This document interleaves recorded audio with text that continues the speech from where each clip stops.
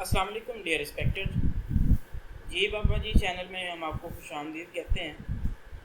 आज के इस वीडियो के अंदर हम ASP.NET को इस्तेमाल करते हुए लिंक टू SQL टेक्निक जो है इसके बारे में देखेंगे। ये C# की टेक्निक है। लिंक टू SQL में क्या होता है कि आप एक क्लास बना लेते हैं और आपके डेटाबेस के अंदर जितने भी टेबल्स होते हैं आप उस क्लास के अंदर इंसर्ट कर लेते हैं और आपने जिस पेज पे भी डाटा को इंसर्ट करना है टेबल के अंदर या रिट्राइव करना है तो आप उस क्लास को वहाँ पे पहले डिक्लेयर करते हैं और उस क्लास के अंदर जो भी आपका एक टेबल होगा जिसके साथ आपने बाकायदा काम करना है आप उस टेबल को एज ए ऑब्जेक्ट जो है इस्तेमाल करते हैं।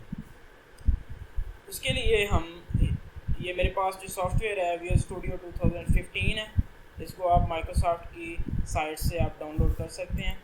मैं एक यहाँ पे क्रिएट करता हूँ, फाइल पे किया, न्यू और वेबसाइट पे क्लिक करें। एक प्रोजेक्ट बना लेते हैं ASP.NET का।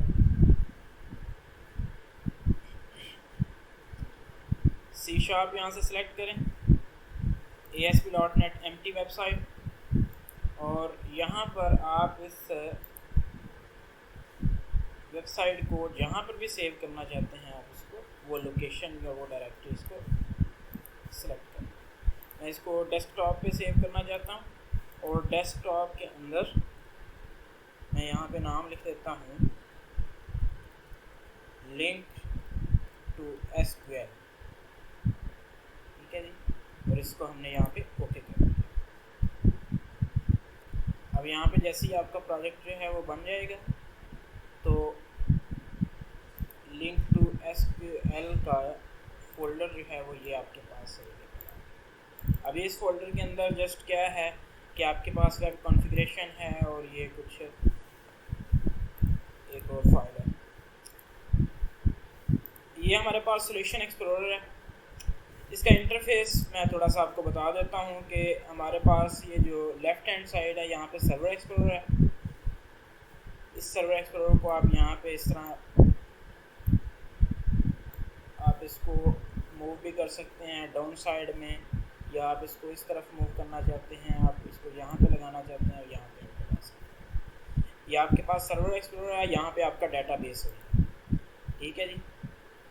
और इस तरफ आपके पास इसकी हमें ज़रूरत नहीं है टीम एक्सप्लोरर की, मैं इसको यहाँ से भी डिलीट कर देता हूँ। क्लास व्यू की अभी हम इसको प्रॉपर्टीज़ है, ये प्रॉपर्टीज़ की हमारे पास विंडो है और ये हमारे पास सॉल्यूशन एक्सप्लोरर है। इस सॉल्यूशन एक्सप्लोरर के अंदर आपके प्रोजेक्ट का सारा जो है वो शो होगा।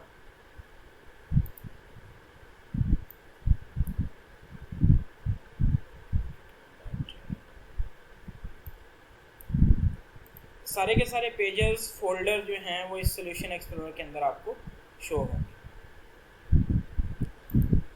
अब प्रोजेक्ट का नाम हम अपने पास से डिसाइड कर लेते हैं। आपको पता है कोरोना वायरस है और कोविड-19 के अंदर स्टूडेंट जो हैं वो अपना एडमिशन वगैरह जो है वो कॉलेज के अंदर या स्कूल के अंदर जाके नहीं ले सकते, तो उसके लिए हम एक फॉर्म जो है वो क्रिएट करते हैं। पहले फॉर्म क्या होगा कि स्टूडेंट अपनी इंफॉर्मेशन जो है, पर्सनल इंफॉर्मेशन और अपनी एजुकेशनल इंफॉर्मेशन जो है, अपने जो प्रीवियस एग्ज़ाम के जो मार्क्स वगैरह हैं वो उसके अंदर इंटर करेगा और साथ ही सबमिट कर देगा। और वो फॉर्म जो है वो आगे स्कूल या कॉलेज के एडमिन को वहाँ पे शो हो जाएगी, उसकी सारी की सारी इंफॉर्मेशन। अभी हम ये जो है वो एक छोटी सी एप्लीकेशन बनाएंगे और ये एप्लीकेशन हम लिंक टू SQL टेक्निक के ज़रिए से बताएंगे। मैं इंशाल्लाह कोशिश करूँगा कि आपको इस पूरे 1.5-2 घंटे के ट्यूटोरियल के अंदर आपको लिंक टू SQL जो है वो अच्छे तरीके से समझा सकूँ। उसके लिए हम यहाँ पे 1-2 फोल्डर जो हैं वो क्रिएट कर लेते हैं। ऐड फोल्डर, और ये फोल्डर हम जो है वो स्टूडेंट के नाम का क्रिएट कर लेते हैं।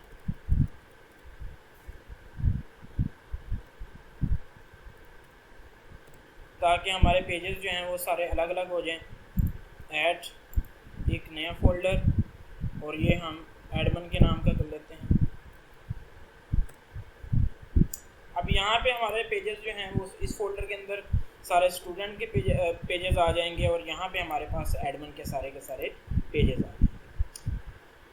सबसे पहले हम एक डेटाबेस क्रिएट कर लेते हैं। इसके बाद डेटाबेस किस तरह क्रिएट करते हैं, इस प्रोजेक्ट के ऊपर राइट क्लिक करें, ऐड न्यू आइटम, और यहाँ पे आप सर्च कर लें डेटा, और आपके पास ये है एसक्यूएल सर्वर डेटाबेस, और ये सी शार्प वाला आपने सेलेक्ट करना है क्योंकि विजुअल बेसिक में आप नहीं काम कर रहे, आप सी शार्प में काम कर रहे हैं। और इसका आप नाम यहाँ पे लिख दें स्टूडेंट डीबी,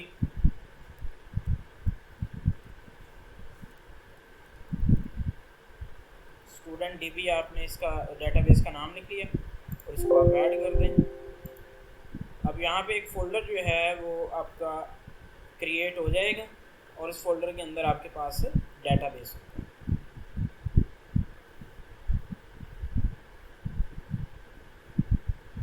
ये स्टूडेंट डीबी के नाम का आपके पास ऐप डाटा के फोल्डर के अंदर आपके पास डेटाबेस है। इस तरफ सर्वर एक्सप्लोरर के अंदर आपके पास जो है यहाँ पे बाकायदा एक पूरा इंटरफेस इसका शो हो रहा है डेटाबेस का। इसको मैं रिफ्रेश कर देता हूँ ताकि ये कनेक्ट हो जाए।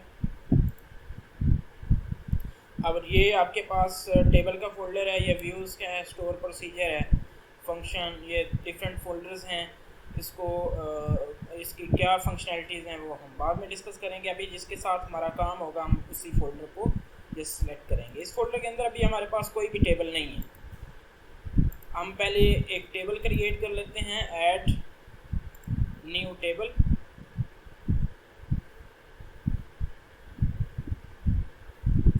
और यहाँ पे टेबल का आप नेम लिख लें,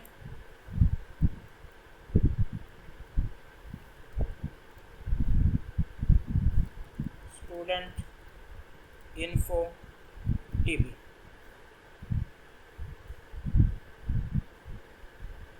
जी ये आपके पास फोल्डर इसका टेबल का नाम आ गया। यहाँ पे आप रोल नंबर, ठीक है, ये ऑटोमेटिकली जनरेट कर देगा जैसे जैसे स्टूडेंट अपना डाटा इंसर्ट करते जाएंगे। उसके बाद हमें स्टूडेंट का नेम चाहिए और उसकी डाटा टाइप हमारे पास varchar 50 वेरिएबल कैरेक्टर है। उसके बाद हमें स्टूडेंट का फादर नेम चाहिए,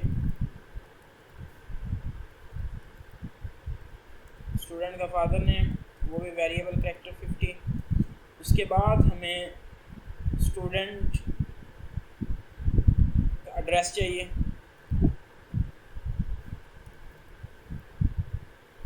वो हम कर लेते हैं varchar मैक्स, मैक्सिमम कैरेक्टर होते हैं चूँकि। उसके बाद हमें स्टूडेंट का कॉन्टैक्ट नंबर,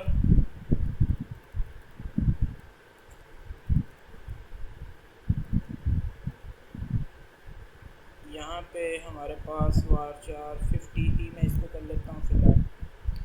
कॉन्टैक्ट नंबर के बाद हमारे पास स्टूडेंट की और इंफॉर्मेशन जो है ये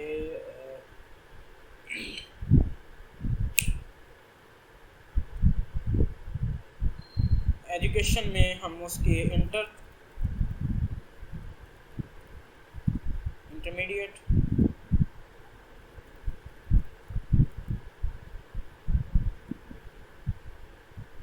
सॉरी यहाँ पे हम जो है वो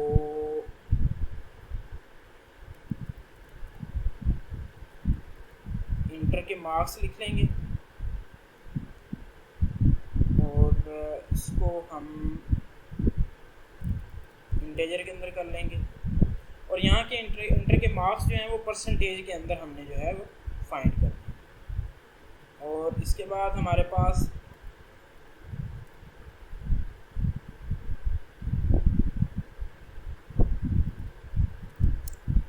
बैचलर मार्क्स,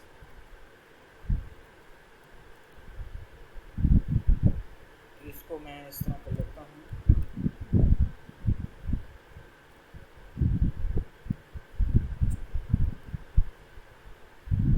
इसको भी इंटीजर के अंदर कर लेते हैं। इसको मैं I वो इंटर के मार्क्स हैं और ये बैचलर के मार्क्स है। क्योंकि हमारे पास ये हम कॉलेज का एक एडमिशन फॉर्म बनाएंगे कि जिसके अंदर कॉलेज जो है वो बैचलर के अंदर स्टूडेंट को एडमिट कर रहा है और मास्टर क्लास के अंदर। अगर स्टूडेंट जो है वो बैचलर के अंदर एडमिट हो रहा है तो उसके इंटर के मार्क्स देखे जाएंगे, और अगर वो मास्टर के अंदर एडमिट हो रहा है तो उसके बैचलर के मार्क्स देखे जाएंगे कि उसकी कितनी परसेंटेज है मार्क्स की। ठीक है जी। इसके बाद हम यहाँ पे स्टेटस कर लेते हैं।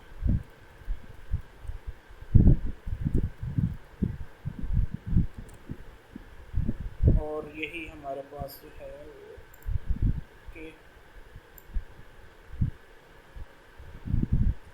आई थिंक और हमें जो है ज़्यादा इन्फॉर्मेशन हम इसके अंदर ऐड नहीं करते, अभी हम यही सिलेक्ट कर लेते हैं।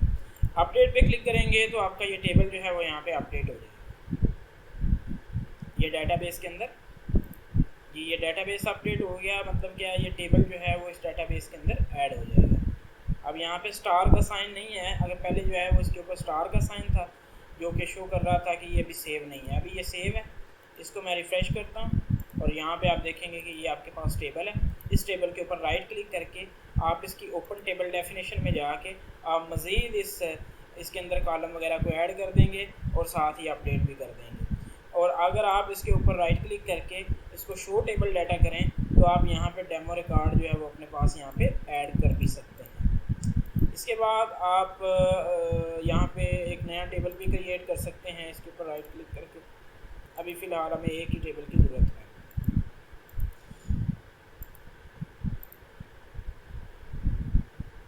अब लिंक टू एसक्यूएल एक क्लास हम यहाँ पे ऐड करेंगे। उसके लिए हम यहाँ पे इसके ऊपर राइट क्लिक करेंगे, प्रोजेक्ट के ऊपर ऐड न्यू आइटम, और यहाँ पे हम सर्च करते हैं लिंक।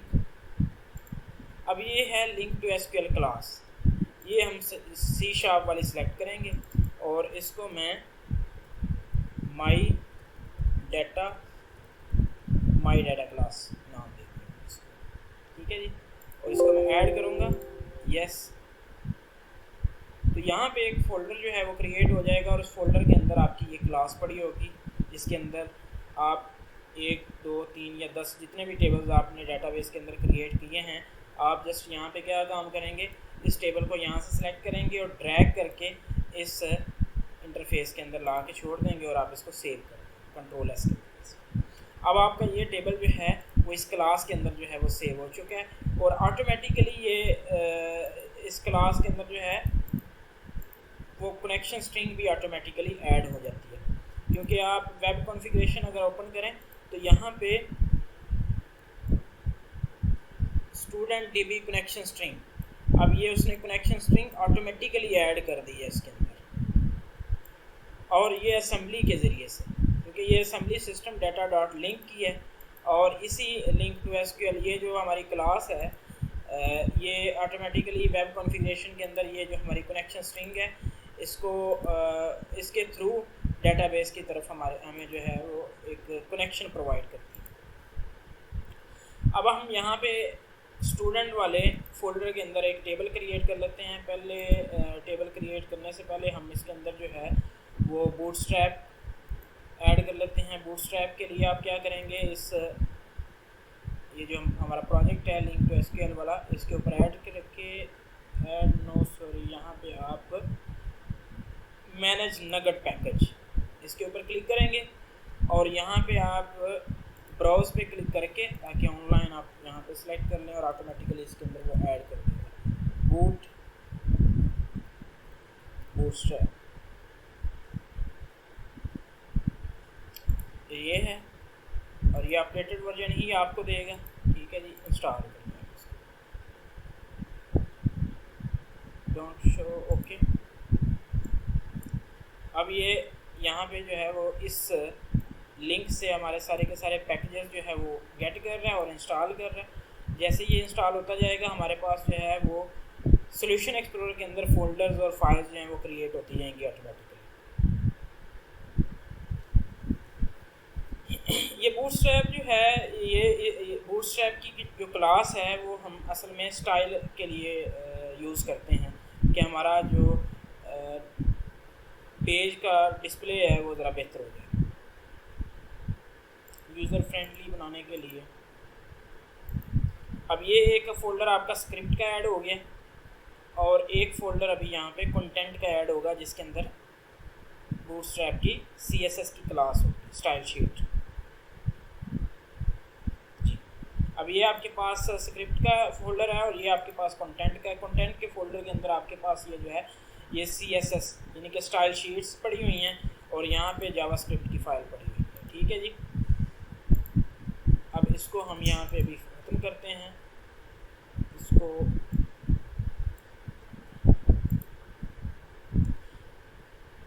स्टूडेंट वाले फ़ोल्डर के ऊपर राइट क्लिक करके ऐड न्यू आइटम और यहाँ पे आप वेब फॉर्म एक add Visual Basic no C# वाला आपने सेलेक्ट कर, ये वेब फॉर्म ये C# डिफ़ॉल्ट आप यहाँ पे सिलेक्ट कर लें या आप इसको रजिस्ट्रेशन फॉर्म कर लें, कोई भी आप यहाँ पे इसको नाम दे सकते हैं। मैं इसको डिफ़ॉल्ट ही रहने देता हूँ। ऐड करें तो इस फोल्डर के अंदर आपका ये फॉर्म जो है वो ऐड हो जाएगा। ये आपका फॉर्म जो है वो यहाँ पे ऐड हो चुका है। इसको मैं यहाँ पे नाम दे देता हूँ एडमिशन फॉर्म। अब अगर मैं इसको रन करता हूँ, ये इसके ऊपर राइट क्लिक करके यहाँ पे व्यू इन ब्राउज़र गूगल क्रोम करता हूँ तो आपको ये फॉर्म जो है वो इस तरह शो होगा। ये default.aspx और ये स्टूडेंट फोल्डर के अंदर है। अभी ये एडमिशन फॉर्म यहाँ पे सिर्फ लिखा हुआ है एडमिशन फॉर्म। ठीक है जी, अब इसके अंदर हम टेक्स्ट बॉक्सेस ऐड करेंगे और ये टूल बॉक्स के अंदर पड़े हुए हैं। ये इस टूल बॉक्स को मैं यहाँ से यहाँ पे ऐड कर देता हूँ। इसको मैं फ़िलहाल मिनिमाइज़ कर देता हूँ। अब ये टूल बॉक्स हमारा ये बना। ठीक है जी,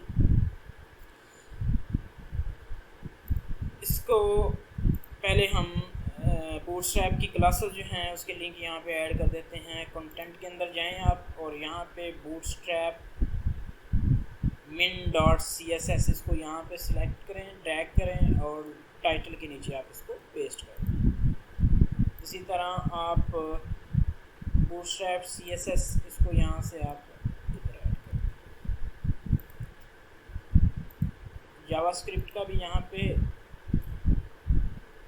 ये यहाँ पे होगा एक बूटस्ट्रैप min.js, इसको यहाँ से सिलेक्ट करें और इस फॉर्म के नीचे जो है वहाँ पे इसको ड्रैग करें।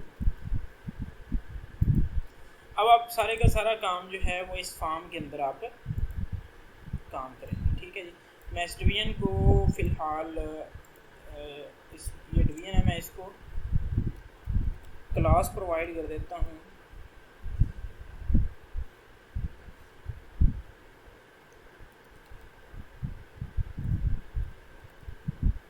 फॉर्म रो की कि ये हमारी एक जो है वो डिवीजन रो की है और इस रो के अंदर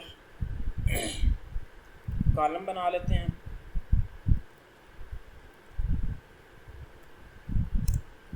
इसको क्लास कॉल MD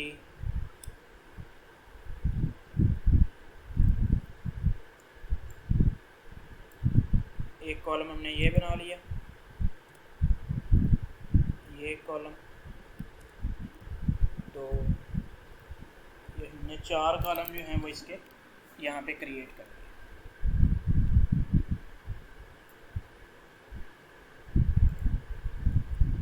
इसकी विड्थ 4 कर देता हूँ और इसको भी मैं 4 कर देता हूँ।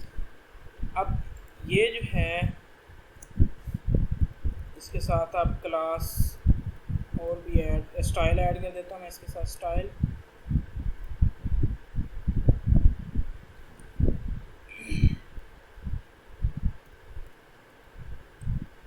बॉर्डर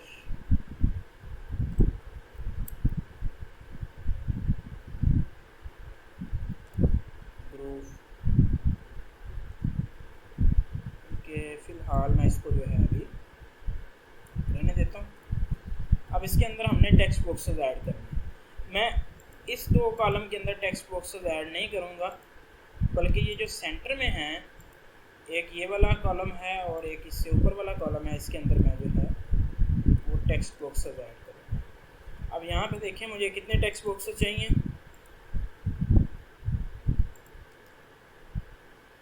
सॉरी, यहाँ पर हमने डेट ऑफ बर्थ भी उसकी लिखनी है, CNIC भी हमें चाहिए। मैं इसको ओपन टेबल डेफिनेशन करके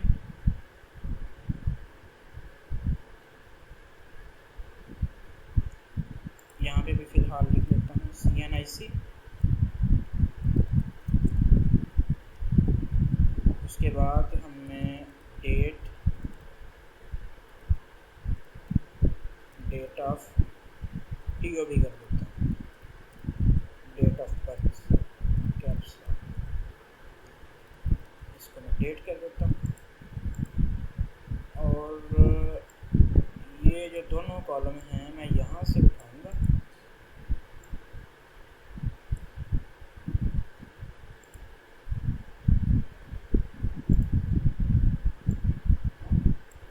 ये वाले दोनों कॉलम, इसको मैं स्टेटस से ऊपर रख।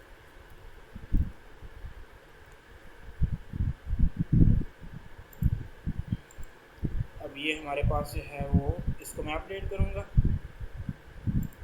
तो ये दोनों कॉलम भी इसके अंदर अब ऐड हो चुके हैं।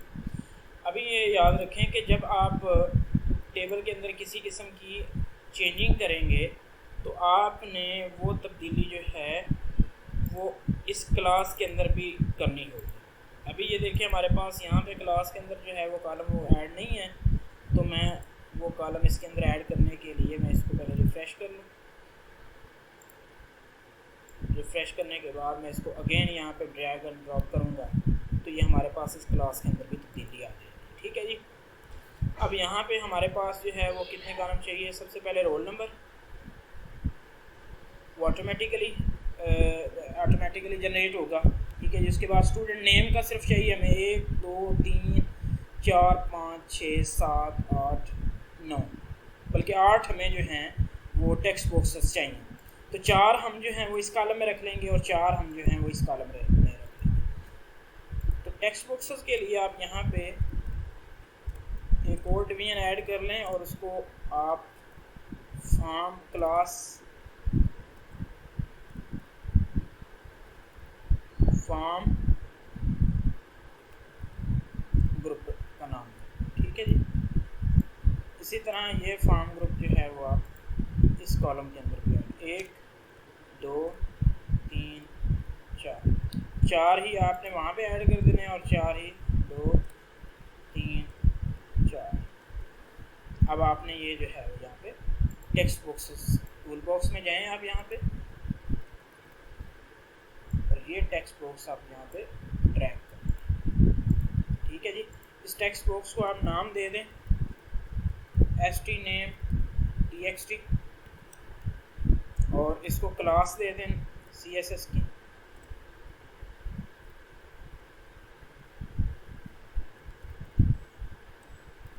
Form control. ठीक है। और यहाँ पे आप इसके साथ प्लेस होल्डर,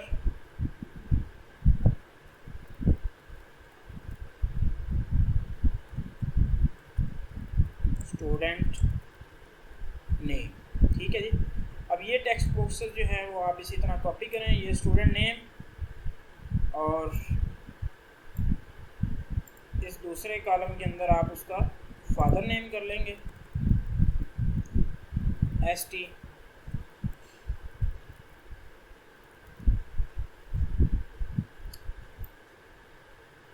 फादर नेम, और यहाँ पे मैं उसको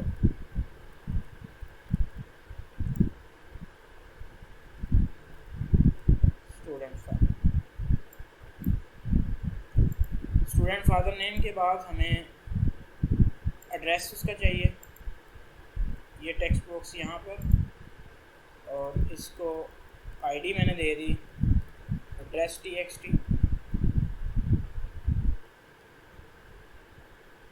student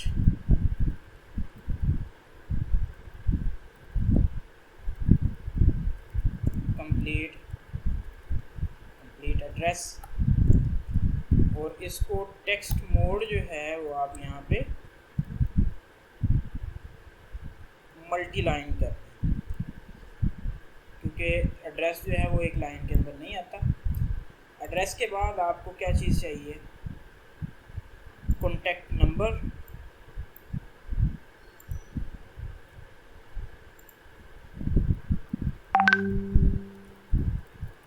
contact txt, student mobile number, और इसको आप यहाँ पर टेक्स्ट मोड जो है वो आप अगर यहाँ पे अवेलेबल हो फ़ोन नंबर का तो आप यहाँ पे फ़ोन नंबर सेलेक्ट करें। ठीक है जी। कॉन्टैक्ट के बाद आ जाता है आपके पास मार्क्स इंटर के या मार्क्स बैचलर के।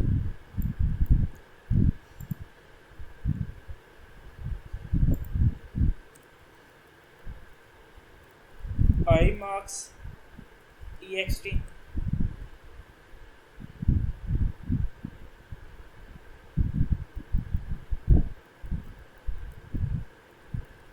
इंटर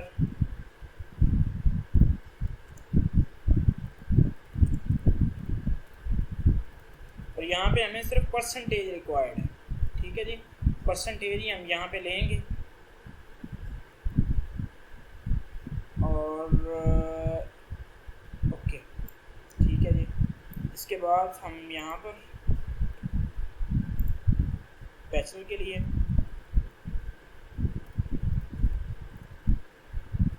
txt,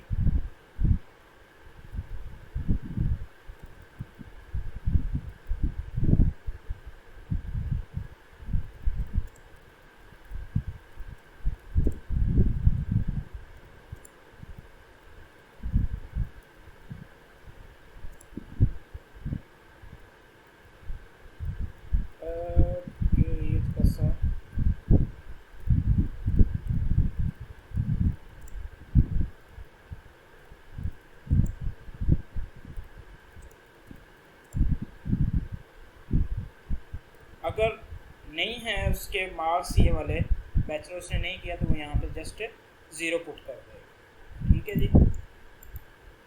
मार्क्स के बाद आप CNIC, डेट ऑफ बर्थ,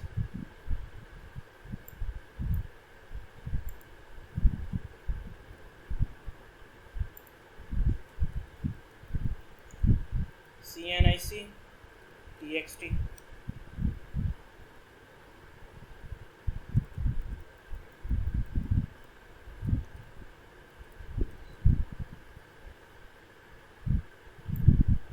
और यहाँ पे लास्ट पे आप जो है डेट ऑफ बर्थ कर DOB txt,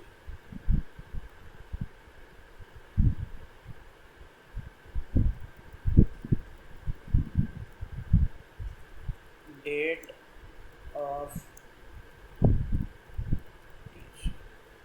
ऑफ बर्थ, और यहाँ पर आप टेक्स्ट मोड जो है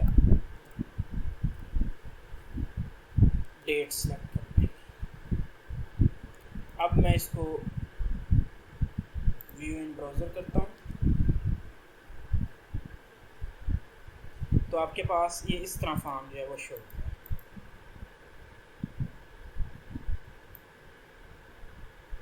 ये 2 कॉलम के अंदर। अब इसको थोड़ा सा मैं सेंटर में कर देता हूँ।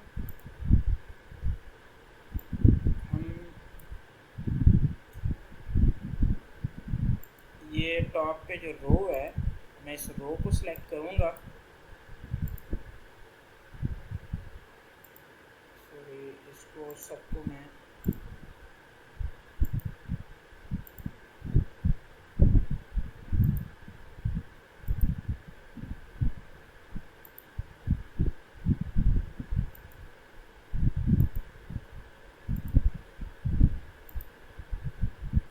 अब ये रो है आपके पास। इस रो के अंदर 1 2 3 और ये 4 कॉलम है। मैं इस रो को सिलेक्ट करूँगा और यहाँ पे स्टाइल के अंदर मार्जिन दे दूँगा और मार्जिन टॉप इसको मैं 50 पिक्सल कर दूँगा।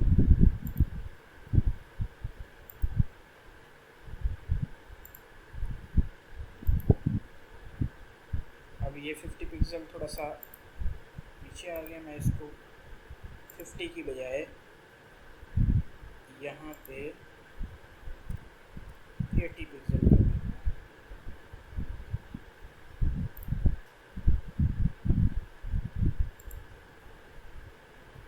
रिफ्रेश करेंगे तो ये और नीचे।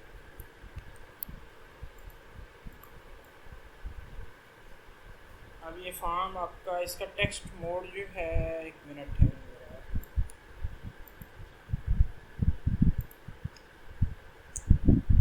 हम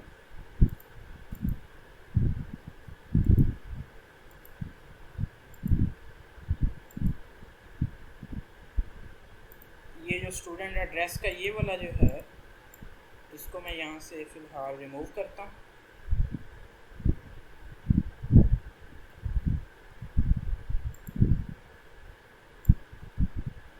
और इसको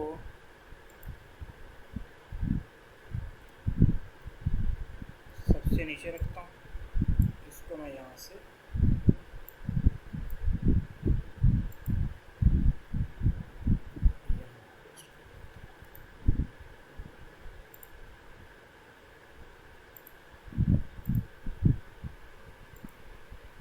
ये आपके पास जो है वो एक साइड पे जो है वो आपका स्टूडेंट का एड्रेस आ जाता है। ये उसकी डेट ऑफ बर्थ है।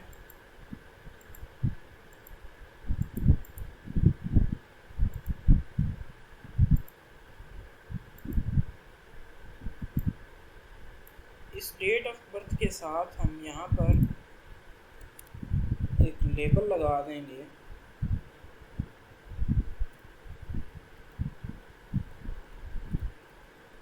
DOB।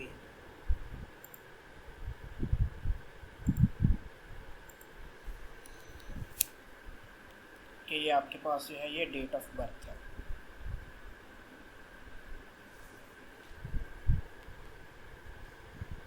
अब ये एक के साथ अगर हमने लगाया है तो ये सब के साथ लगाएंगे तो ज़रा और भी बेहतर रहेगा।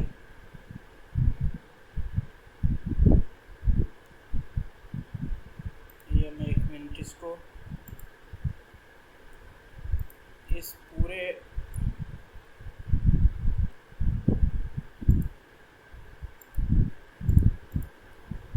सबसे लास्ट पे कर देता हूँ।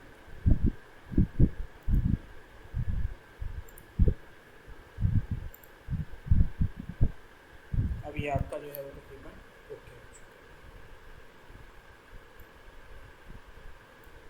ठीक है जी, यहाँ पे इसकी डेट ऑफ बर्थ आ जाएगी स्टूडेंट की। अब नेक्स्ट काम जो है वो हमने डाटा को इंसर्ट करना है।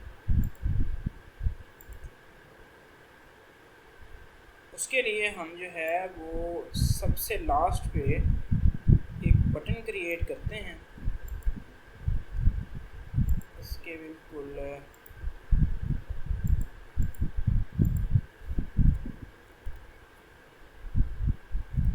एक डिवीजन ऐड करता हूँ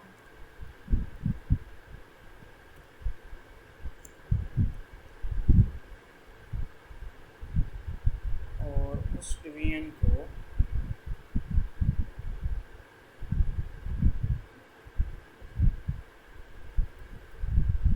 क्लास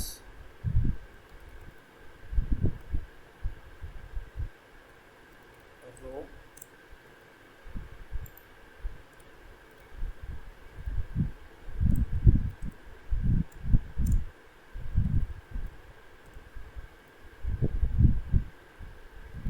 कोल MD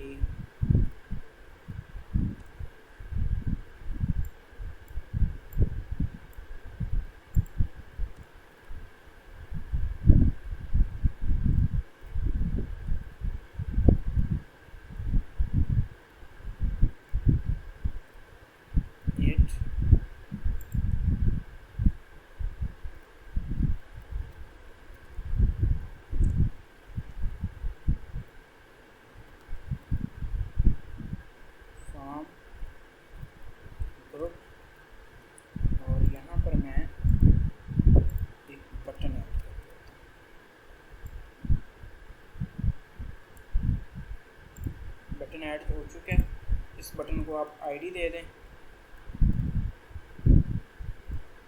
submit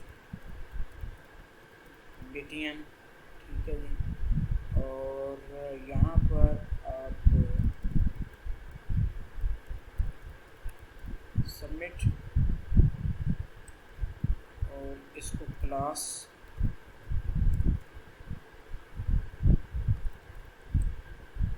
farm control BTN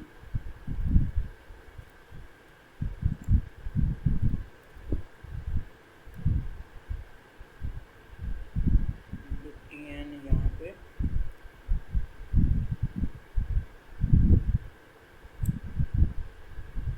BTN success, view इन ब्राउज़र। अब आपके पास इस तरह का कोई फॉर्म जो है वो क्रिएट हो चुका है। ये सबसे लास्ट पे एक बटन है आपके पास सबमिट का, ठीक है जी। अब हम इस बटन के ऊपर डबल क्लिक करके इसका एक इवेंट क्रिएट कर लेंगे। अब अगर मैं इसके डिज़ाइन में आता हूँ तो आपके पास इस तरह डिज़ाइन शो हो रहा है। ये बटन है, इसको आप यहाँ से सिलेक्ट करें और इसकी प्रॉपर्टीज़ में जाके आप यहाँ पे इसका एक क्लिक इवेंट क्रिएट कर सकते हैं और इसके ऊपर आप डबल क्लिक करके भी आप इसका क्लिक इवेंट जो है वो क्रिएट कर सकते हैं। अब ये इसका इवेंट जो है वो एक जनरेट हो चुका है। अब हमने पहला काम जो करना है वो हमने डेटाबेस को इंसर्ट करना है, ठीक है जी। डेटाबेस को इंसर्ट करने के लिए हमें सबसे पहले क्या काम करना होगा, हमें कनेक्शन स्ट्रिंग चाहिए और डेटाबेस का एड्रेस चाहिए। मतलब कनेक्शन स्ट्रिंग के अंदर ही हमारे पास डेटाबेस का एड्रेस होता है, लेकिन चूँकि मैंने पहले स्टार्ट में बताया था कि जो SQL लिंक टू SQL वाली जो टेक्निक होती है उसके अंदर कनेक्शन स्ट्रिंग जो है वो ऑटोमेटिकली क्लास के साथ ही जनरेट होता है। आप अगर क्लास को इस्तेमाल करते हैं तो कनेक्शन स्ट्रिंग उसके साथ या वो कनेक्शन जो है वो डेटाबेस का ऑटोमेटिकली उसके साथ ऐड हो जाता है। तो मैं सबसे पहले यहाँ पे एक क्लास जो है वो ऐड करूँगा। कौन सी क्लास? इसके अंदर हमारे टेबल पड़े हुए हैं जो हमने लिंक टू SQL के ज़रिए से हमने एक क्रिएट की हुई है। उसका नाम हमारे पास था माई डाटा। ये my data class, data context, इसका हमने एक ऑब्जेक्ट बनाया DB is equal to new, और ये हमने उस क्लास का जिसके अंदर हमारे पास सारे का सारे टेबल पड़े होंगे उसका हमने एक ऑब्जेक्ट बना दिया जिसका नाम है DB, और इसी DB के साथ ही हमारा जो है वो कनेक्शन अटैच है, ठीक है जी। अब नेक्स्ट काम जो है, अगर मैं इसको नहीं इस्तेमाल करूँगा, ठीक है, तो मैं कभी भी इस क्लास के अंदर मौजूद जो टेबल है उसको एक्सेस नहीं कर सकता, ठीक है जी। अब मैंने इस डेटाबेस को यहाँ पे या इस कनेक्शन को यहाँ पे एक्सेस कर दिया, तो इस कनेक्शन के अंदर या इस क्लास के अंदर हमारे पास जितने भी टेबल होंगे वो मैं एक्सेस कर लूँगा। अब इस सबमिट बटन के ज़रिए से हम डेटाबेस को इंसर्ट करना चाह रहे हैं, तो हम जिस भी टेबल के अंदर इंसर्ट करना चाह रहे हैं हम उस टेबल का भी एक ऑब्जेक्ट बना लेंगे इस इवेंट के अंदर। आप यहाँ पे टेबल का नेम लिखेंगे, स्टूडेंट इन्फो TB है ये आपके पास। अब आपने इसका एक ऑब्जेक्ट बनाना है, इन्फो लिख लें खाली, is equal to new student info TB। अब आपने क्या काम किया, सबसे पहले आपने वो वाली क्लास का एक ऑब्जेक्ट बनाया जिसके अंदर ये टेबल पड़े हुए हैं। उसके बाद आपने उस टेबल का ऑब्जेक्ट बनाया जिसके साथ आपने बाकायदा काम करना है या जिसके अंदर आपने डाटा को इंसर्ट करना है। अब आप इन्फो को इस्तेमाल करते हो, इन्फो डॉट ऑपरेटर के ज़रिए से आप उसका एक एक कॉलम यहाँ पे गेट कर लेंगे। ये असल में क्या है, ये स्टूडेंट इन्फो जो हमने एक ऑब्जेक्ट बनाया इन्फो, ये उसकी प्रॉपर्टीज़ हैं। जो कॉलम हैं वो असल में एंटिटीज़ की प्रॉपर्टी होती हैं। तो ये हमारे पास एक एक करके उसकी प्रॉपर्टी आ गई है। सबसे पहले हम स्टूडेंट का नेम जो है वो हम कहाँ से ले रहे हैं, ST नेम, ये टेक्स्ट बॉक्स से ले रहे हैं .text, ये सिंपल लिख रहे हैं। नेक्स्ट इन्फो डॉट स्टूडेंट का father name is equal to ST father name dot text. उसके बाद इन्फो डॉट ऑपरेटर के ज़रिए से आप एड्रेस ले रहे हैं is equal to address text dot text. इसके बाद आप इन्फो डॉट ऑपरेटर के ज़रिए से आप उसका यहाँ पे और कुछ नहीं रह गया, स्टेटस नो प्रॉब्लम, उसका CNIC text dot TEXT।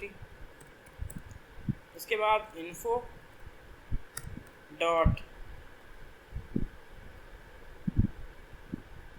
Date of birth is equal to DOB text dot TEXT text. अब यहाँ पे वो एरर देगा। क्यों एरर देगा? क्योंकि अगर चूँकि हमारे पास जो डेट ऑफ बर्थ है उसकी डाटा टाइप है डेट, और यहाँ पे हम जो इंसर्ट कर रहे हैं वो हम स्ट्रिंग डाटा टाइप इंसर्ट कर रहे हैं। सो हमने सबसे पहले इसको कन्वर्ट करना है। Convert dot to date time. अब ये हमारा जो है वो डेट टाइम के अंदर कन्वर्ट हो चुका है। नेक्स्ट इन्फो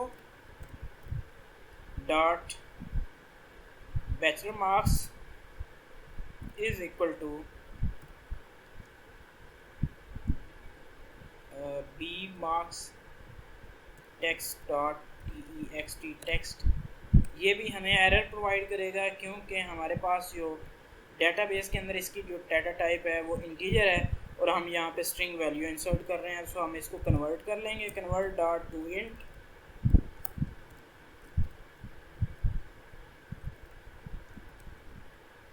इसके बाद इन्फो डॉट ऑपरेटर के ज़रिए से आप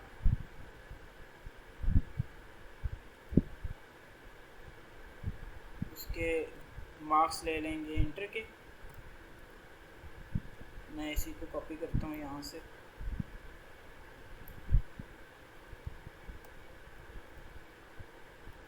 और इसके अंदर हम I marks text dot TEX text है। अब हमारे पास उसका नेम आ गया, father name, address, CNIC, date of birth, उसके मार्क्स, कॉन्टैक्ट रह गया। Info dot contact number is equal to dot TEXT text. अभी आपके पास कॉन्टैक्ट नंबर भी ऐड हो गया। नेक्स्ट, अब आपने क्या काम करना है? अब हमने ये जो सारी की सारी इंफॉर्मेशन टेक्स्ट बॉक्स के अंदर थी वो सारी की सारी इंफॉर्मेशन जो है वो इस ऑब्जेक्ट की हर प्रॉपर्टीज़ के अंदर इंसर्ट हो चुकी है। अभी यहाँ तक जो है वो हमारे पास डेटाबेस के अंदर अभी इंसर्शन कुछ नहीं हुआ। अभी ये सारी इंफॉर्मेशन इस ऑब्जेक्ट के अंदर आई है। अब नेक्स्ट हमने क्या काम करना है? इस ऑब्जेक्ट को हमने इंसर्ट करना है डेटाबेस के अंदर। DB, क्योंकि डेटाबेस हमारा कौन सा है? ये वाला। DB डॉट किस टेबल के अंदर आप इसको इंसर्ट करना चाहते हैं? मैं स्टूडेंट इन्फो TB के अंदर डॉट इंसर्ट ऑन सबमिट। और यहाँ पर आप उस सब्जेक्ट का नाम लिख लेंगे जिसके अंदर ऑलरेडी डाटा आ चुका है। और जैसे ही ये डाटा यहाँ पे इंसर्ट होगा आप इसको DB co dot submit changes कर, बस इतना सा ये काम है। और आपकी ये लिंक टू SQL वाली टेक्निक जो है वो इस तरह काम करती है कि आप पहले एक क्लास को यहाँ पे ऐड करेंगे और इस क्लास के अंदर जिस टेबल के साथ आपका काम है उस टेबल को आप उसका एक ऑब्जेक्ट लेंगे और उसके डॉट ऑपरेटर के ज़रिए से आप उसके एक प्रॉपर्टी को लेंगे और इक्वल टू के आगे उसकी वैल्यू डाल देंगे। अभी यहाँ पे एक वैल्यू हमारे पास रह चुकी है, info dot status is equal to, status के अंदर मैं यहाँ पे पेंडिंग, ठीक है जी। अब ये हमारे पास ओके हो चुका है। अब इसको मैं ज़रा यहाँ पे रन करता हूँ।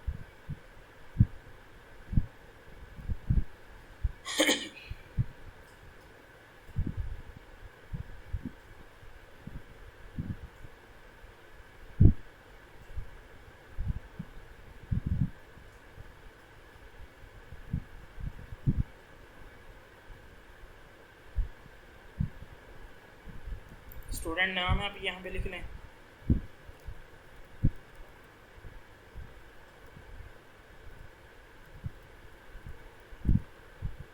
उसके इंटरमीडिएट के परसेंटेज,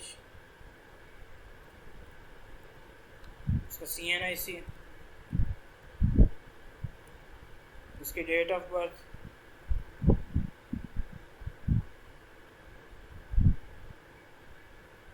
यहाँ पे फ़िलहाल यही टाइप कर दें। फादर नेम उसका,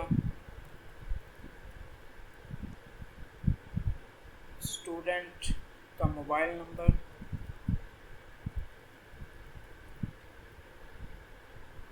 बैचलर की परसेंटेज उसकी कितनी है जी, उसकी तकरीबन 75% कर लें आप। उसका कंप्लीट एड्रेस। अब जैसे ही आप सबमिट पे क्लिक करेंगे तो ये डाटा उसका सबमिट हो चुका है। यहाँ पे मैं आपको शो करवा देता हूँ। शो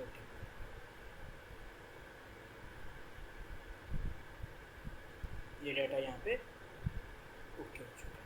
अब हमें वहाँ पे सक्सेसफुल का मैसेज जो है वो मिलना चाहिए।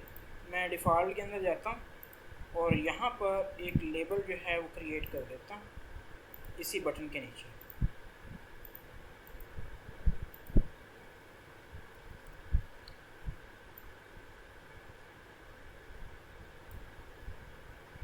बल्कि उसके लिए मैं यहाँ पे एक अलग से फॉर्म ग्रुप बनाऊँगा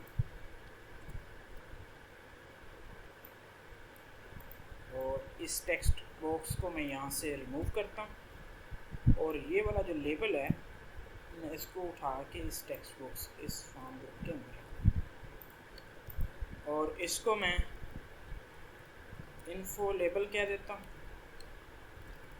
कैप्स लॉक को मैं रिमूव इन्फो लेबल। अभी फ़िलहाल मैं इसके अंदर मैं से लेबल को टेक्स्ट को रिमूव कर देता हूँ। इसकी प्रॉपर्टीज़ जो है वो आप थोड़ी सी चेंज कर लें। मैं इसकी प्रॉपर्टीज़ में जाके, ये आपके पास इसकी प्रॉपर्टीज़ है और यहाँ पर आप इसकी क्लास एक ऐड कर लें। यहाँ पे मैं ऐड करता हूँ क्लास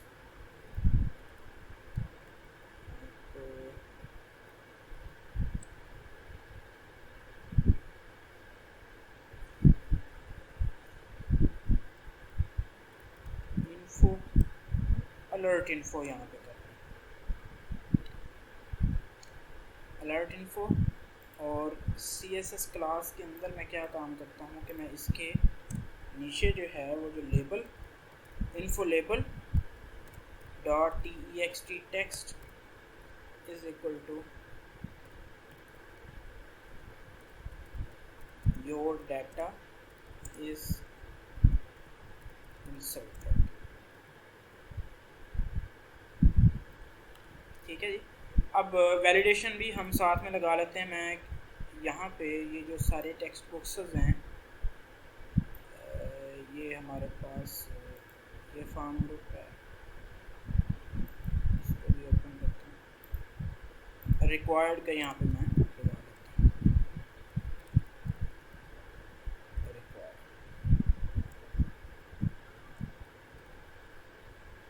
इस रिक्वायर्ड को वहाँ से कॉपी करें, सब के साथ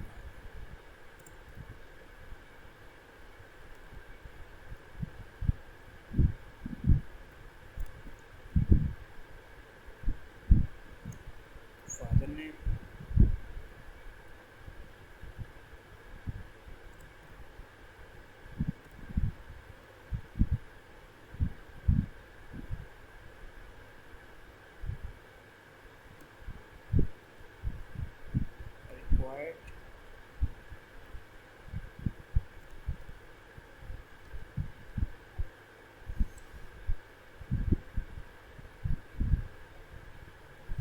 अच्छा, यहाँ पर जो है वो हम ये जो मार्क्स है ना, इसके साथ रिक्वायर्ड का ऑप्शन नहीं लगाते।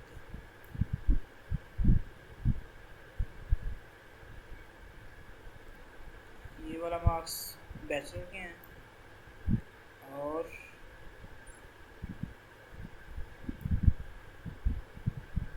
इंटर के मार्क्स हमारे पास हैं।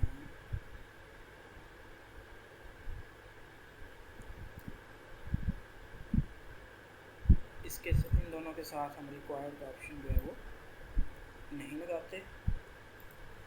और इसके अलावा हम दो एक और काम करते हैं कि यहाँ पर जो है वो इस CNIC को मैं यहाँ से उठाता हूँ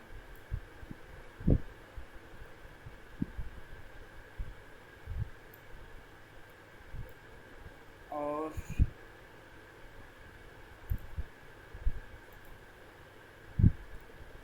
इस बैचलर मार्क्स के साथ, और यहाँ से इस बैचलर मार्क्स को मैं यहाँ से उठाता हूँ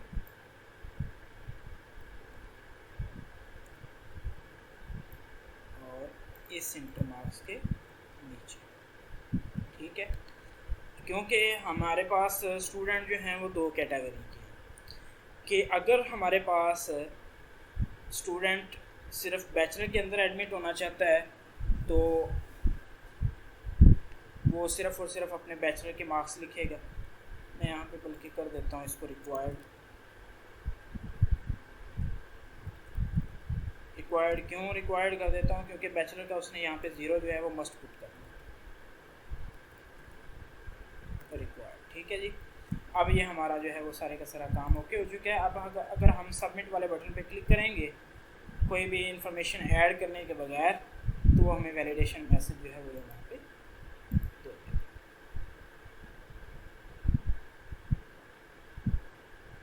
ये देखें यहाँ पे अगर मैं सबमिट बटन पे क्लिक करता हूँ तो वो यहाँ से फादर नेम मांग रहा है।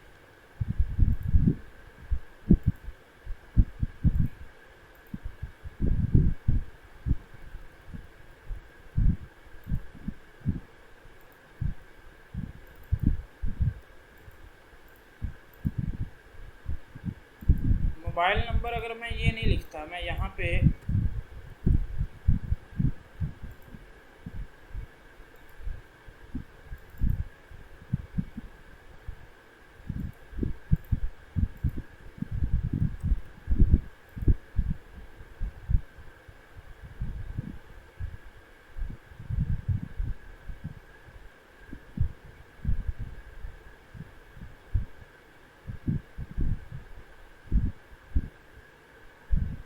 मार्क्स एक मिनट इसे एरर को देखते हैं। Input string was not good,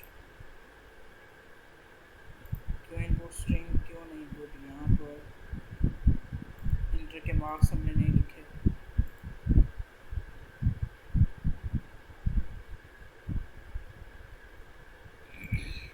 मैं इसको दोबारा जो है वो रन करता हूँ।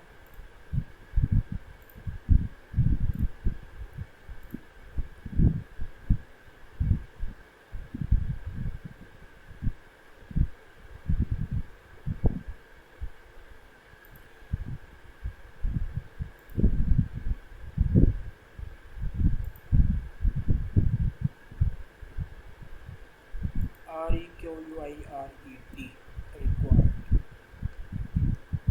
अब ये हमारा जो है वो एरर नहीं आएगा।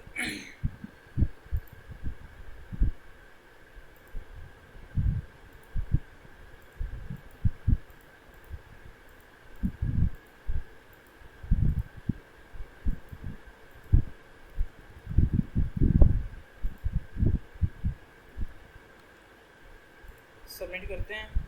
मोबाइल नंबर वो मांग रहा है। Your data is inserted.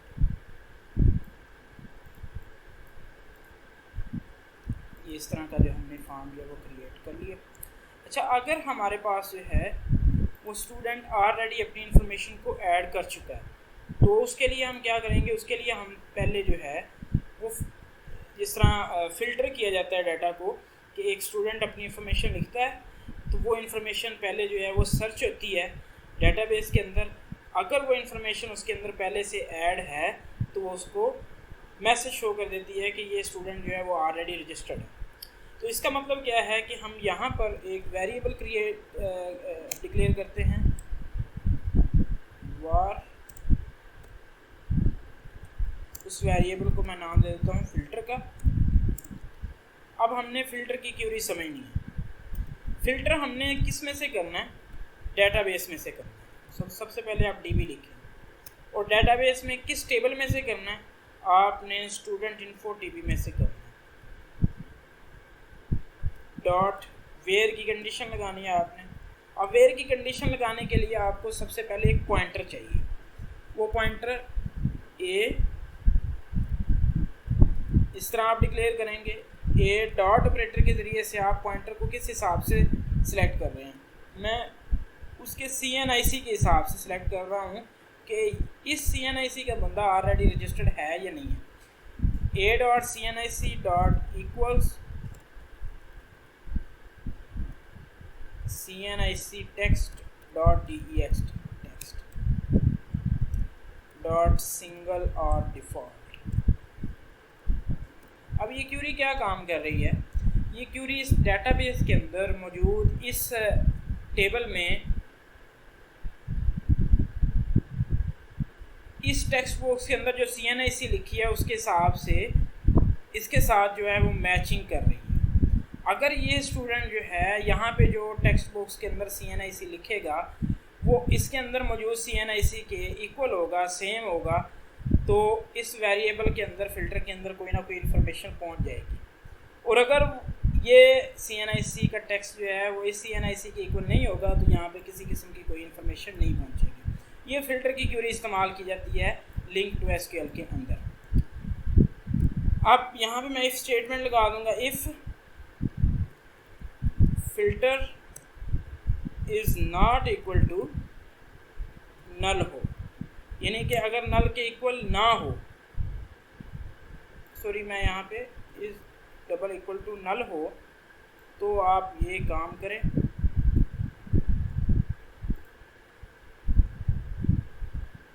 और एल्स की ज़रूरत में, यानी कि अगर वो नल ना हो, फ़िल्टर के अंदर कोई ना कोई इन्फॉर्मेशन आ जाए, यानी कि पहले से उसके अंदर डेटाबेस के अंदर वो CNIC पड़ा हो, तो देन एल्स के अंदर वो क्या काम करेगा? वो इस टेक्स्ट बॉक्स को, सॉरी इस लेबल को जस्ट यहाँ पे पकड़ेगा और इसको कह देगा यू आर ऑलरेडी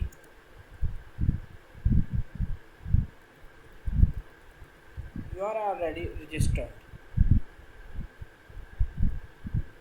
कि वो पहले ही वहाँ पे रजिस्टर्ड है। अब इसको हम यहाँ पे देख लेते हैं ज़रा।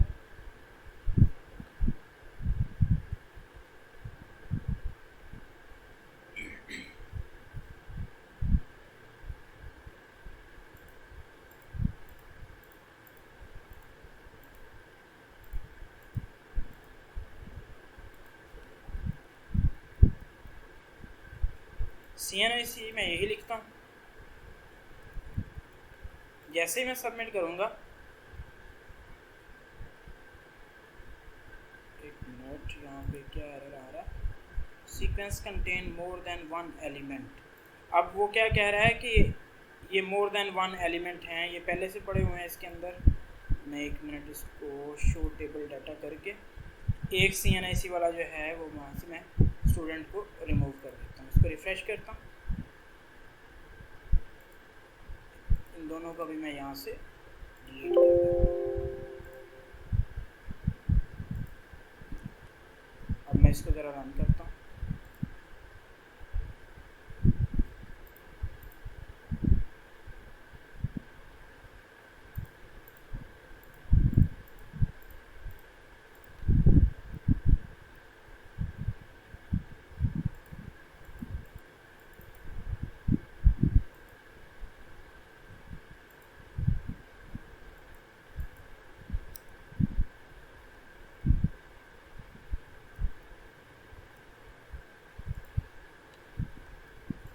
अब यहाँ पे मैं वही CNIC अगर टाइप करता हूँ,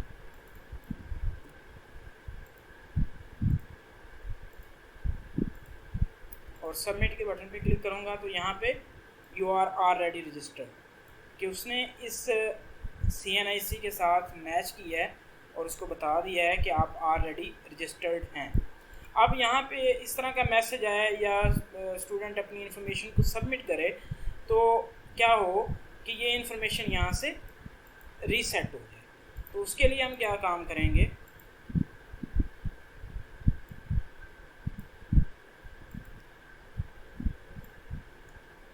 मैं सिंपल जो है वो यहाँ पे रिस्पॉन्स डॉट रीडायरेक्ट कर देता हूँ कि मैं इसी पेज को दोबारा रीडायरेक्ट करूँगा।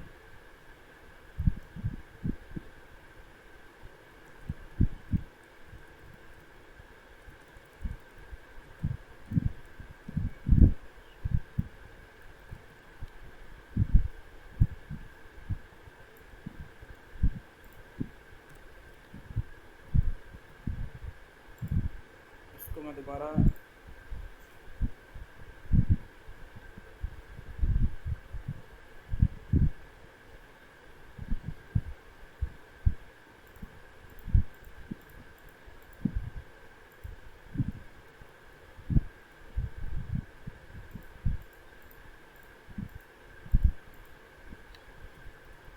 जैसे ही सबमिट पे क्लिक करूँगा, अब ये देखें डाटा जो है वो यहाँ पे डिलीट हो चुका है क्योंकि वो उसने सबमिट नहीं किया। अच्छा सॉरी, यहाँ पर जो है वो मैं सबमिट का ये वाला ऑप्शन जो है वो मैं यहाँ पे नहीं लगाता,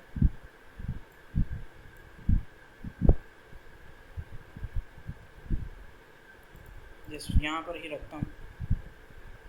और उसको वो क्या कह रहा है कि ये उसको इंफॉर्मेशन को, क्योंकि यहाँ पर भी हम ये जो है डाटा नहीं लगाते क्योंकि वो वहाँ पे ऑलरेडी सबमिटेड के रजिस्टर्ड के बाद जो है वो डाटा उसको शो होता है, उसका कोई इशू नहीं। अच्छा नेक्स्ट जो है वो हम क्या काम करेंगे कि हम डाटा को रिट्राइव कैसे कर सकते हैं।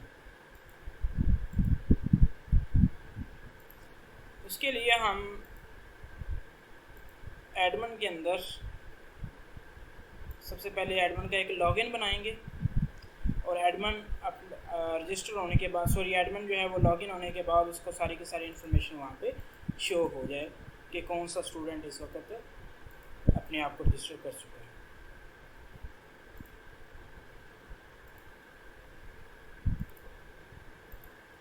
अच्छा यहाँ पर ना हम क्या काम करते हैं कि इसी पेज के ऊपर जो है वो हम इसका रजिस्टर्ड का और डिलीट का सारा जो है वो सिस्टम समझ लेते हैं। ये स्टूडेंट का डिफ़ॉल्ट पेज मैं यहाँ पे ओपन करता हूँ और यहाँ पर हम जो है वो एक बटन और क्रिएट करते हैं सर्च का, ठीक है जी। क्योंकि अगर हमने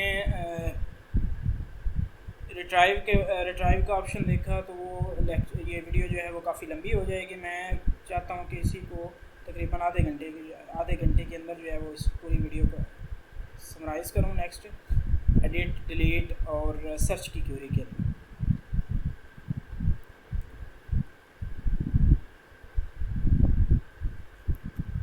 सॉरी, हम अगर रिट्राइव वाला फंक्शन करते हैं एडमिन के अंदर, एडमिन का लॉगिन बनाने के बाद, तो ये वीडियो जो है वो काफ़ी लंबी हो जाएगी। तो मैं अब ज़्यादा वीडियो को ज़्यादा लंबा करने की बजाय मैं इसी पेज के अंदर एडिट और डिलीट की फंक्शनैलिटी को समझाऊंगा कि लिंक टू SQL के अंदर आप एडिट और डिलीट का फंक्शन जो है वो कैसे इस्तेमाल करते हैं। उसके लिए मैं यहाँ पर जो हमारे पास ये सबमिट का बटन है, इसी के नीचे मैं यहाँ पर जो है वो, बल्कि यहाँ पर इसकी विड्थ जो है, अगर मैं यहाँ पे 200 पिक्सल करता हूँ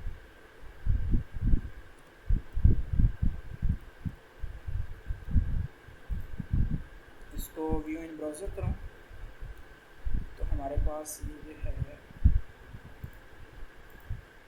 इस तरह शो होता है। अब इसी फॉर्म ग्रुप के अंदर मैं सबमिट के साथ ही एक दूसरा बटन क्रिएट करता हूँ सर्च का।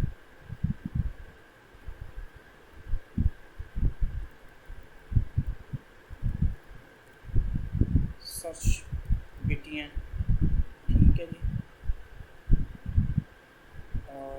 इसका ये वाला इवेंट जो है वो अभी फ़िलहाल मैं यहाँ से डिलीट करता हूँ।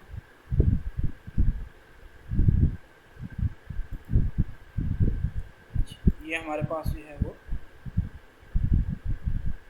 सर्च है, उसको यहाँ पर सबमिट के साथ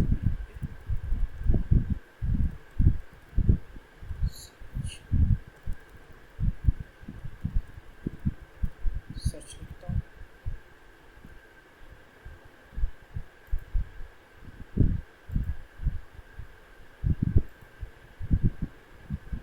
ये हमारे पास सर्च का बटन आ जाता है। अब इस सर्च के बटन पे डबल क्लिक करता हूँ तो हमारे पास एक और इवेंट बन जाता है। ठीक है जी। अब हमने सर्च किसके अकॉर्डिंग करना है या किसके थ्रू हमने सर्च करना है और किस टेबल में से हमने डाटा को सर्च करना है। हमारा डाटाबेस वही है डीबी और टेबल का नाम वही है स्टूडेंट इन्फो, और सिलेक्ट सर्च हम कर रहे हैं CNIC के हिसाब से कि स्टूडेंट जो है वो अपना CNIC लिखे और उसकी इन्फॉर्मेशन उसके सामने आ जाए। ठीक है, उसके लिए हम यहाँ पे student info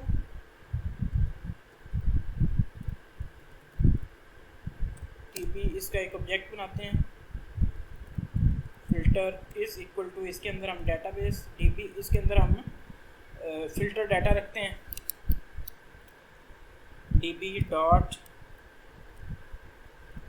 student info tbs dot where, और यही हम क्यूरी जो है वो यहाँ पे इस्तेमाल कर लेते हैं, ये वाली।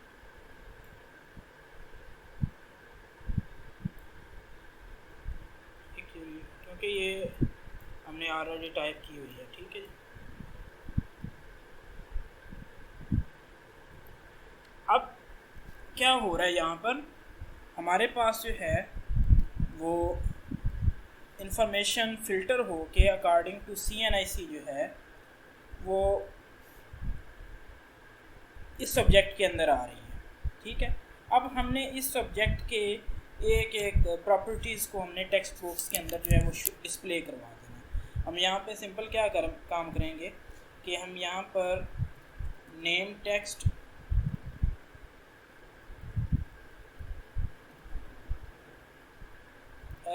name text dot text text is equal to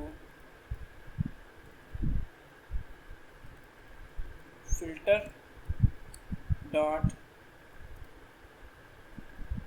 student name,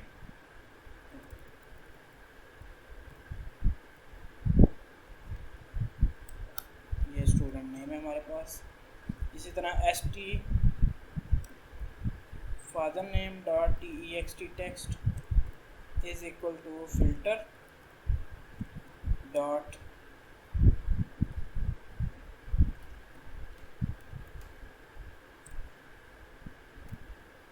st father name।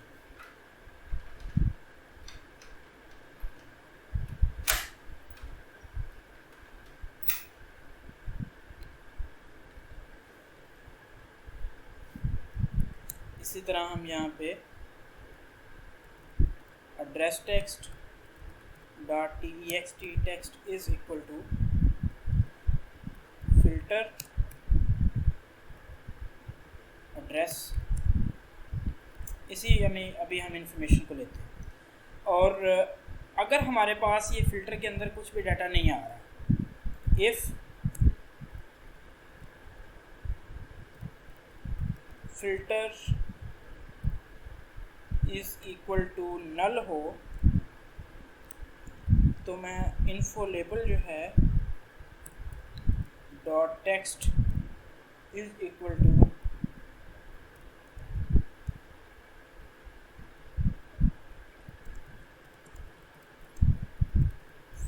किसी किस्म का कोई डाटा फाउंड नहीं हुआ, एल्स की कंडीशन में हमने ये काम किया। अभी हम सिर्फ इतने ही डाटा को यहाँ पे डिस्प्ले करवाते हैं। ठीक है जी, इसको रन करते हैं मैं ज़रा।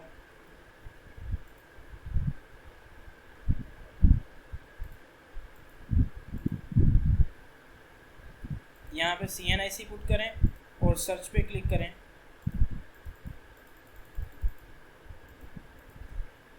अच्छा, ये जो है इसकी वैलिडेशन अभी फ़िलहाल मैं जो है वो रिमूव करके देखता हूँ।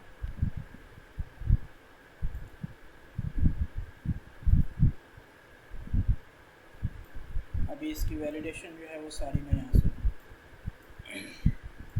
हम ये वैलिडेशन जो है वो इफ़ एल्स स्टेटमेंट के हिसाब से लगवा लेंगे बाद में, ठीक है। इसको भी मैं यहाँ से रिमूव, ये रिक्वायर्ड का ऑप्शन भी मैं यहाँ से रिमूव करता हूँ।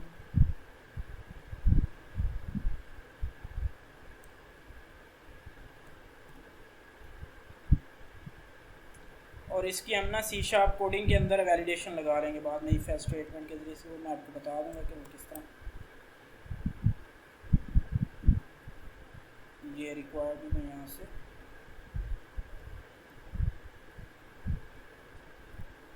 फिलहाल रिमूव करता हूँ। CNIC का रिक्वायर्ड भी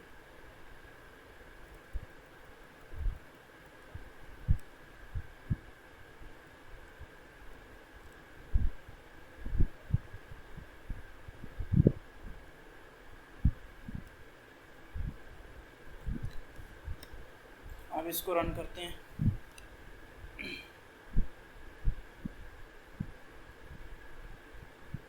CNIC और यहाँ पे सर्च, यहाँ पे कोई भी डाटा, अब ये देखें सर्च किया आपने तो उसी के अकॉर्डिंग यहाँ पे आपके पास नेम, उसका फादर नेम और ये उसका एड्रेस यहाँ पे आ गया, ठीक है। अब ये किसके अकॉर्डिंग हो रहा है, ये सर्च की क्यूरी यहाँ पे इस्तेमाल हो रही है, ठीक है जी। कि लिंक टू SQL के अंदर आप इस तरह जो है वो सर्च की कमांड इस्तेमाल करेंगे या सर्च की क्यूरी जो है वो आप इस तरह इस्तेमाल करेंगे।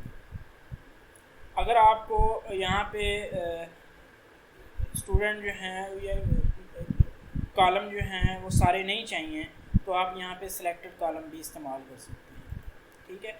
अब हम डिलीट की तरफ आते हैं कि डिलीट हम इसके अंदर कैसे करेंगे, बल्कि एडिट की तरफ सबसे पहले आते हैं। मैं इसी तरह का एक बटन जो है वो इसके साथ क्रिएट कर लेता हूँ।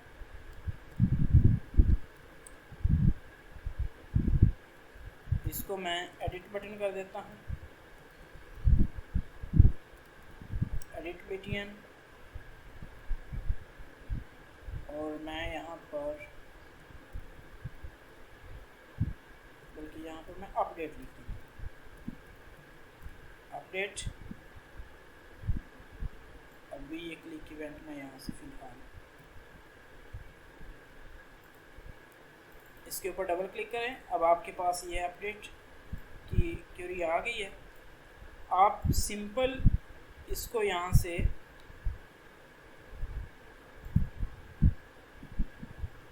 कॉपी करके यहाँ पे पेस्ट करें। पेस्ट करने के बाद इसको मैं फ़िलहाल रिमूव कर रहा हूँ। अब यहाँ पे देखें, आपने CNIC के हिसाब से डाटाबेस को सबसे पहले फ़िल्टर किया है, और उस फ़िल्टर के अगर तो उस फ़िल्टर के अंदर कोई डाटा है तो यहाँ पर वो बल्कि इसको मैं फ़िलहाल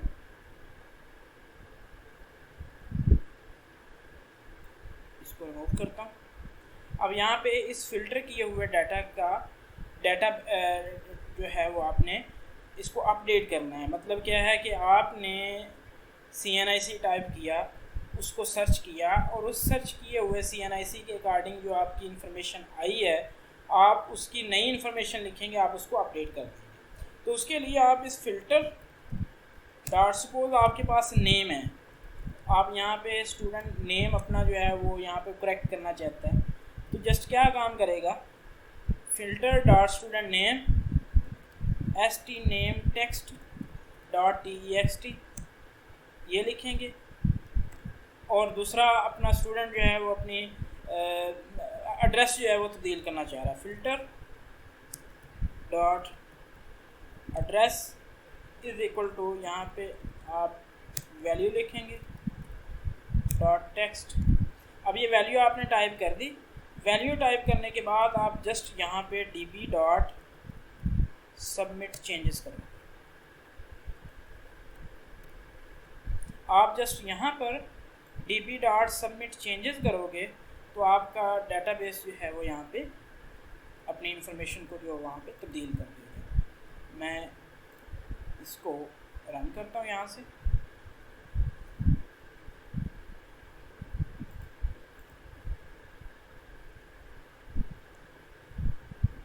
CNIC टाइप किया, सबसे पहले सर्च होता है, ये सर्च किया, ये आपके पास इंफॉर्मेशन आ गई। अब आप हाफिज़ाबाद की जगह पे यहाँ पे लाहौर करते हैं और अपडेट पे क्लिक करते हैं तो आपकी इंफॉर्मेशन अपडेट हो चुकी है। अब आप यहाँ पर दोबारा CNIC टाइप करके ये सर्च करेंगे तो आपके पास लाहौर ही आ रहा है। मैं अगर इसको रिफ़्रेश करता हूँ या मैं यहाँ पे ही आपको दिखा देता हूँ शो टेबल।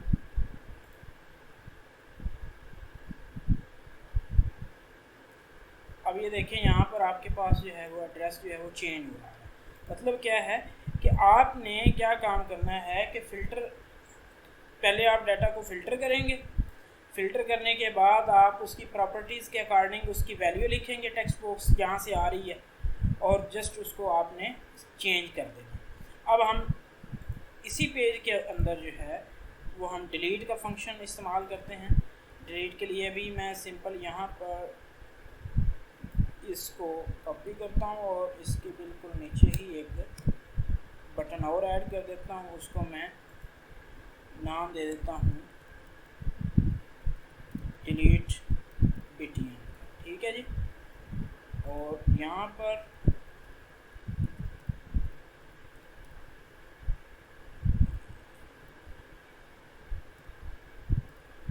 डिलीट लिखते हैं आप।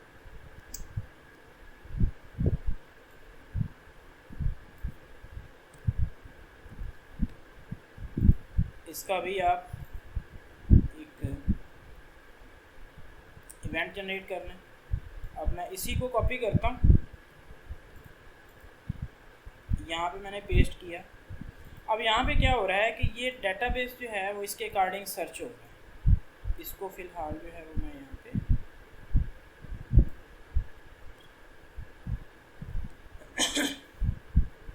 इसके अकॉर्डिंग जो है वो डेटाबेस सर्च हुआ है, यानी कि जो CNIC आपने सर्च किया। और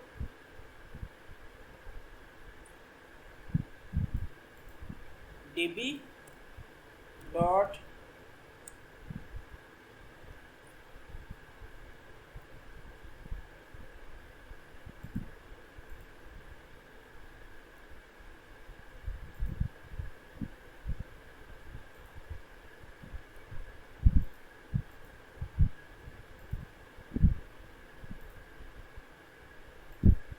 डाटा को यहाँ से डिलीट करने के लिए आप सबसे पहले ये करेंगे कि कहाँ से आपने डाटा को डिलीट करना है, किस टेबल में से डिलीट करना है।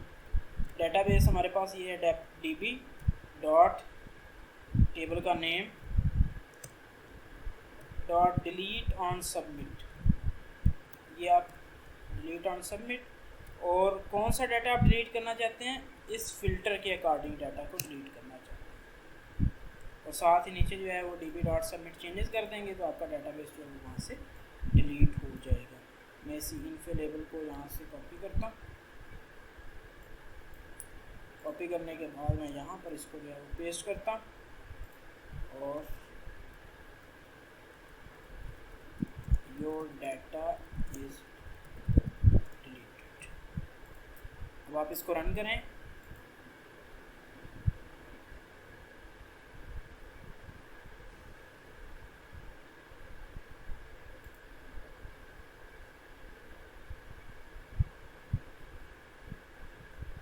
सबसे पहले आप इसको सर्च कर लें। ये डाटा यहाँ पे सर्च हो चुका है।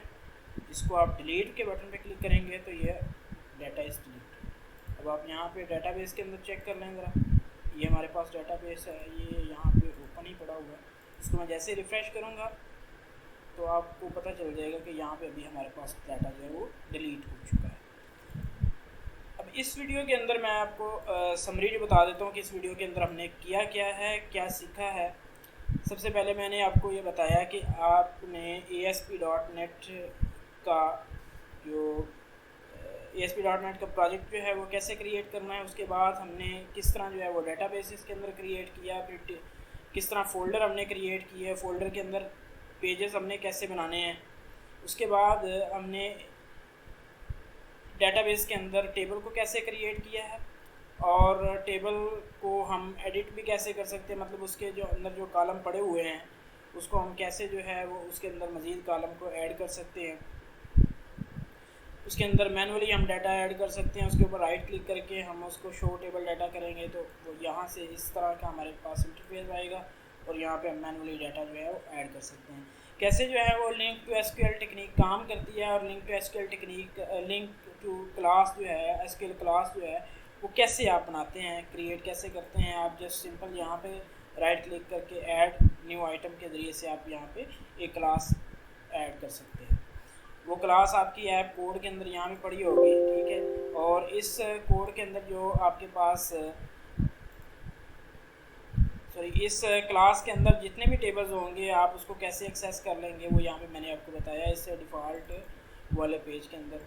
फिर कैसे आप लिंक टू एसक्यूएल टेक्निक को कैसे इस्तेमाल करके आप डाटा को फ़िल्टर कर सकते हैं, सर्च कर सकते हैं और उसके अंदर डाटा को कैसे इंसर्ट कर सकते हैं, अपडेट कैसे कर सकते हैं और डिलीट कैसे कर सकते हैं। हमारे चैनल को सब्सक्राइब कर दीजिएगा और बेल आइकन के बटन को प्रेस कर दीजिएगा, जैसे ही हम यहाँ पे वीडियो नई अपलोड करें आपके पास नोटिफिकेशन पहुँचे। उम्मीद है हमारी आज की वीडियो आपको पसंद आएगी। ओके, थैंक यू, अल्लाह हाफिज़।